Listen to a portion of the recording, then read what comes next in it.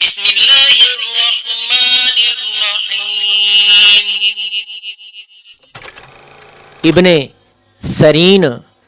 رحمت اللہ علیہ فرماتے ہیں اگر کوئی دیکھے کہ اس نے حج کیا ہے تو حق تعالیٰ اس کو حج نصیب فرمائے گا، اور اگر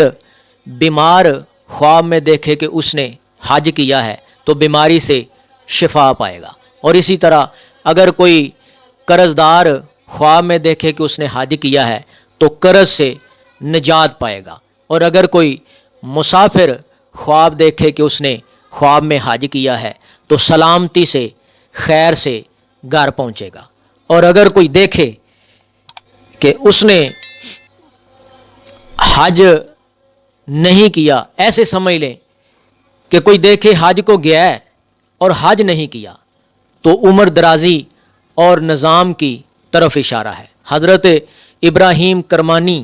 رحمت اللہ علیہ فرماتے ہیں اگر کوئی دیکھے کہ حج اس پر واجب ہوا اور اس نے حج کا ارادہ نہیں کیا تو یہ خیانت کی طرف اشارہ ہے۔ حضرت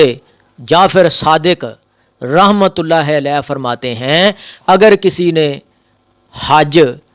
کرتے ہوئے اپنے آپ کو دیکھا یا حج کا ارادہ کیا یا حج کو گیا تو یہ عمل کی قبولیت اور